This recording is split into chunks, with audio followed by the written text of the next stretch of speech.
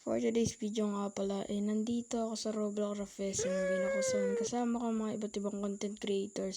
At andito na rin yung clip kung paano nakukuha ang iron na galing kay Zen. Kaya ito na panoorin nyo, let's go!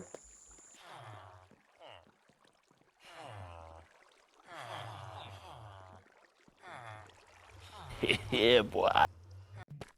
Sa inyo makakaskam tayo ngayon makakakawagad tayo ng iron.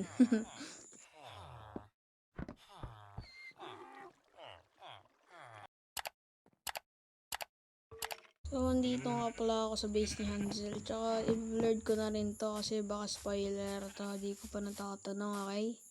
Okay. Kapag setup na pala ako, tsaka nalagay ko na yung mga gamit ko dito. Kaya naman, nakakuha akong potato doon sa kabilang base. Ewan ko na lang kung sino yun. Sorry. Sasabihin pala ako, may ikli lang tong video na to kasi episode 1 pa lang to. Kaya, bye muna sa ngayon.